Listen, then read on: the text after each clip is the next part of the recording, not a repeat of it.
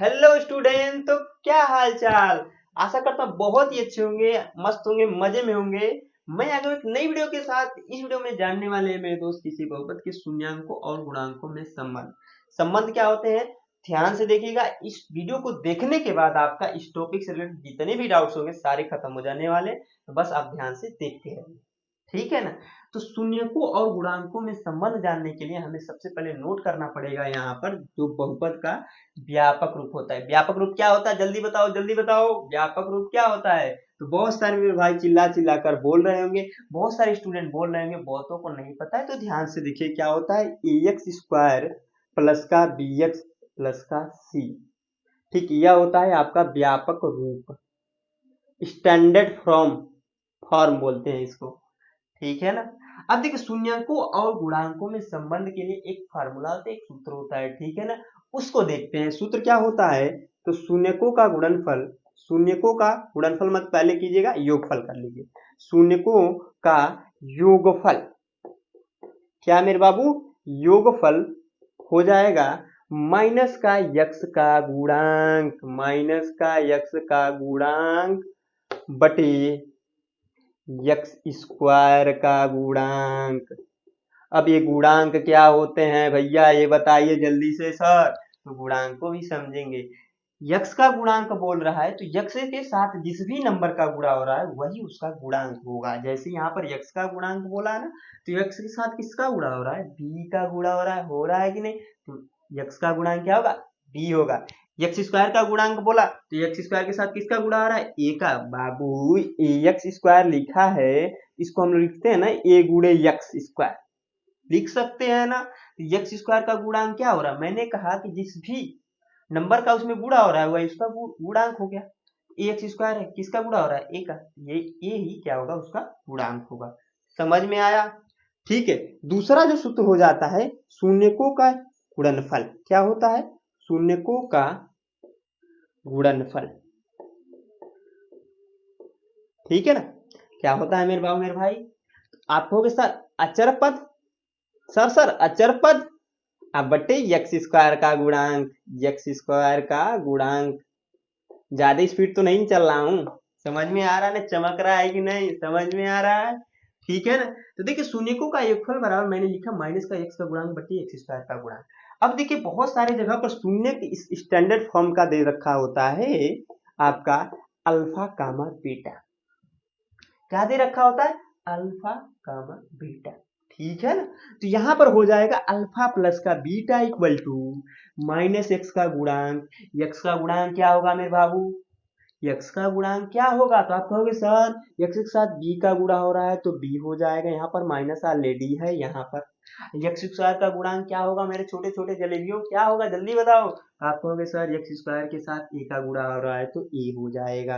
ए हो जाएगा alpha plus beta equal to minus का बी बाई ए। समझ में आया, चमका, ठीक है, समझ में आ रहा है, आ रहा है ना, आ रहा है ना, ठीक है ना। अगला देखिए शून्यकों का गुणनफल इक्वल टू अचर पद बराबर बटे एक्स स्क्वायर का गुणांक मैंने लिख रखा है। तो यहाँ पर हो जाएगा अल्फा कामा बीटा बराबर, अल्फा कामा बीटा इसलिए लिखा है, योगफल मतलब क्या होता है, जोड़ होता है, तो अल्फा प्लस बीटा लिखा है। गुणनफल मतलब क्या होता है, गुणा होता है, शून्यकों का गुणनफल। तो दो शून्य को मैंने माना है अल्फा कामा बीटा, तो अल्फा इंटू बीटा हो जाएगा, ठीक है। अचर पद क्या है, तो अचर पद है सी, ठीक है। अब इसके बारे में भी समझेंगे। देखिए जो भी उसमें पहले संख्या वाला मान है ना वही आपका अचर पद मानते हैं। एक्स स्क्वायर का गुणांक क्या होगा, तो एक्स स्क्वायर का गुणांक ए, ठीक है। तो यह आपके फार्मूले होते हैं, यह एक इंपॉर्टेंट फार्मूला है, यह है इंपॉर्टेंट फार्मूला। समझ में आया, चमका मेरे बाबू मेरे दोस्त, ठीक है। अब इसको हम क्या करते हैं, एक छोटा सा नन्हा सा एग्जाम्पल लेकर बहुत अच्छे से सीख लेते हैं, ठीक है ना। तो क्या एग्जाम्पल मैं लेता हूँ, इधर मैं ले लेता हूँ। मान लीजिए मैंने एक क्वेश्चन ले लिया, जाएगा आपका एक्स स्क्वायर प्लस का 5x प्लस का 6। मैंने एक छोटा सा नन्हा सा एग्जाम्पल ले रखा है, एक्स स्क्वायर प्लस का 5x प्लस 6, ठीक है। इसके माध्यम से हम क्या करने वाले हैं, शून्यकों का योगफल बराबर क्या होता है और शून्यकों का गुणनफल बराबर क्या होता है। लेकिन हमें इसको तो निकालना है, साथ में ये भी देखना है शून्यकों और गुणांकों में संबंध कैसे निकालना है, ठीक है ना। तो सबसे पहले हम लोग शून्य निकालते हैं, यहाँ पर दो हमने शून्य माना था ना अल्फा और बीटा, इसके हम लोग क्या करते हैं, शून्य निकालते हैं। शून्य निकालने के लिए बहुत आसान तरीका है कि इसका गुणनखंड कर दो। क्या कर दो मेरे बाबू, गुणनखंड। गुणनखंड पता है, पता है तो अच्छी बात है, नहीं तो हम तो यहाँ पर है ही ना। देखिए कैसे निकालते हैं गुणनखंड। सबसे पहला काम क्या करते हैं, यहाँ पर जो बीच वाला पद है उसको ऐसे दो भागों में बांटेंगे कि जोड़े या फिर घटाएं, तो आपका यही प्राप्त हो, यानी कि यक्स का गुणांक आ जाए। ठीक है, यक्स का गुणांक प्राप्त हो जाए। और जब गुणा करें, ठीक है ना, तो अचर पद इंटू अचर पद भैया इंटू यक्स स्क्वायर का गुणांक प्राप्त हो। ठीक है, अब इसको समझते हैं कैसे मैंने बोला है। मैंने कहा कि इस बीच वाले टर्म को, पद को ऐसे दो भागों में बांटना है कि जोड़ने घटाने पे यक्स का गुणांक, यानी कि जो यहाँ पर नंबर रहे वो आ जाए। ठीक है ना, और जब गुणा करें उन दो नंबरों का, जो दो नंबर हम ले रहे हैं, तो अचर पद स्क्वायर का गुणांक, तो अचर पद ए है और एक्स स्क्वायर का गुणांक यहाँ पर कुछ नहीं, तो इसके आगे 1 है। ठीक है, तो यहाँ पर कह सकते हैं हमें इसका और इसका गुणा कराएंगे तो हो जाएगा आपका 6। इसका भैया इसमें गुणा कराएंगे तो 6 होगा। अब बीच वाले को ऐसे दो भागों में बांटना है कि गुणा करने पे 6 आ जाए, जोड़ने घटाने पर क्या है 5x। तो आपको पता होगा कि 3 का गुणा 2 में कराएंगे तो 6 आ जाएगा, और 3 प्लस का 2 कर देंगे तो आपका 5 आ जाने वाला है ना मेरे बाबू। तो मैं सिंपली यहाँ पर लिख सकता हूँ, आपका ध्यान से देखना, यक्स स्क्वायर प्लस का 3x प्लस का 2x प्लस का 6। ठीक है, इतना समझ में, इतना चमका। अब क्या करेंगे, दो दो का पेयर बना लेते हैं, दो दो का जोड़ा बना लेते हैं, और इन दोनों में जो कॉमन होता है उसको कॉमन ले लेते हैं। उभयनिष्ठ होता है जो, ठीक है। कॉमन कैसे बनता है, तो कॉमन उसको लेते हैं जिस संख्या से, जिस नंबर से दोनों में भाग चली जाए। ठीक है, तो इन दोनों में भाग किससे जाएगी, तो यहाँ पर देखिए एक्स स्क्वायर है प्लस का 3x है, दिख रहा है कि नहीं, दिख रहा है ना। तो इसमें देखिए यहाँ से एक x बाहर कर दे और यहाँ से एक x बाहर कर सकते हैं आराम से, तो x बराबर आ जाएगा, यहाँ से एक x जब बाहर जाने वाला है तो x प्लस का 3, क्योंकि यहाँ से भी x बाहर चला गया। ठीक है, यहाँ पर प्लस है तो प्लस, इन दोनों में कॉमन देखेंगे तो कॉमन क्या बनेगा, 2 बनेगा। क्या बनेगा, 2 बनेगा। तो यहाँ से 2 बाहर चला गया, बचा गया यक्स। प्लस है तो प्लस, क्योंकि प्लस और प्लस का गुणा कर ले तो यही आता है। फिर 2 से 6 में भाग लगाएंगे तो आएगा मेरे बाबू 3। अब देखिए यहाँ तक अगर आपका प्रोसेस सही रहेगा ना, तो दोनों ब्रैकेट का मान इक्वल रहेगा। ठीक है ना, थोड़ी सी गर्मी यहाँ ज्यादा हो रही है, ठीक है, तो ध्यान से उसको एडजस्ट कीजिएगा। मेरे पसीने को मत देखिए मेरे दोस्त, मेरी मेहनत को देखिए। आपके लिए मैं कितनी मेहनत कर रहा हूँ यह देखिए। ठीक है ना, तो यक्स ब्रैकेट में x प्लस 3 प्लस 2 ब्रैकेट में x प्लस 3, ये आ गया आपका। पुनः अगर आप यहाँ से यहाँ तक देखोगे और यहाँ से यहाँ तक देखोगे तो दोनों एक ही का पद है। पद कैसे बनते हैं, तो वो बहुत बेसिक चीजें हैं जो मैं ऑलरेडी बता चुका हूँ, मेरे यूट्यूब चैनल पर है। ठीक है, तो यक्स प्लस का 3 यहाँ पर हो जाएगा आपका पुनः कॉमन, यहाँ से x प्लस 3 जब बाहर जाएगा तो बचेगा क्या, यहाँ पर यक्स, और यहाँ से भी बाहर जाएगा तो बचेगा क्या, 2। ठीक है, इतना समझ में आया, इतना चमका। यह आपका होता है गुणनखंड निकालने के प्रोसेस।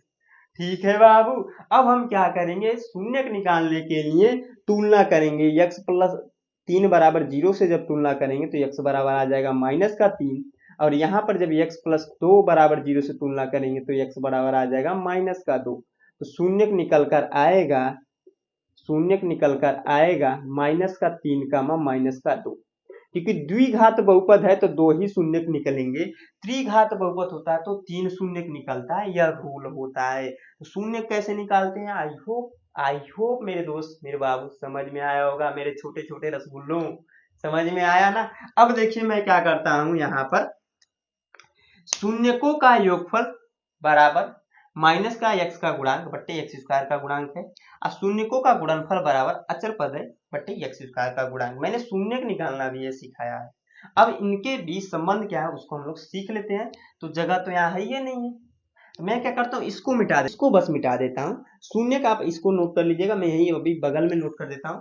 ठीक है ना, तो वीडियो को थोड़ा सा कट करेंगे। ठीक है, अब देखिए मेरे दोस्त, हम क्या करने वाले हैं, शून्यकों का योगफल बराबर माइनस एक्स का गुणांक बट्टे एक्स स्क्वायर को गुणांक देखने वाले। कैसे निकालेंगे, तो सबसे पहला काम क्या कीजिएगा आप लोग, ए एक्स स्क्वायर प्लस का बी एक्स प्लस सी बराबर, सॉरी प्लस का सी से तुलना कर दीजिए। क्या कर दीजिए, तुलना कीजिए, तुलना करने पर जब तुलना करेंगे तो ध्यान से देखिए क्या हो जाने वाला है।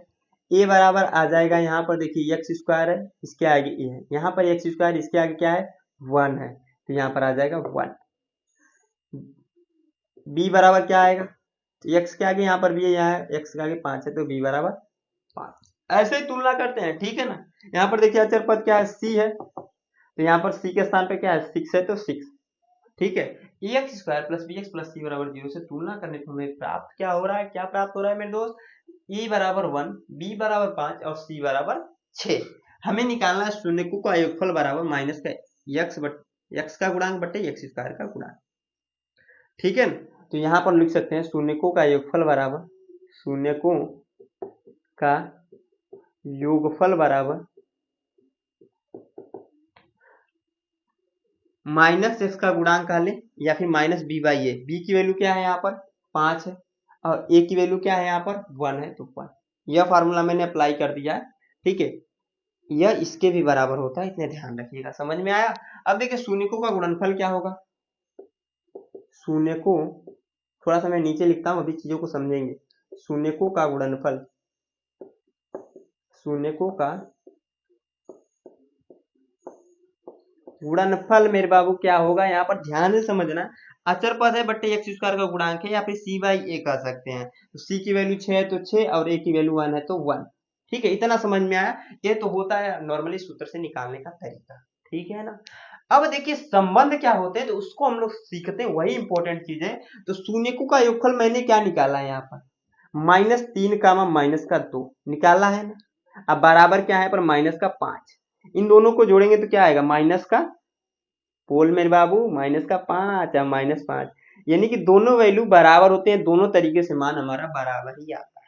शून्यकों का गुणनफल देखेंगे तो -3 कामा -2 यहाँ पर गुणे के साथ रहेगा, अब बराबर 6 ऑलरेडी है, इसका इसमें गुणा होगा तो माइनस माइनस गुणा प्लस हुआ, 3 दूना 6 बराबर आएगा आपका। यही आपका मेरे बाबू क्या होता है, शून्यकों और गुणांकों में संबंध क्या होता है।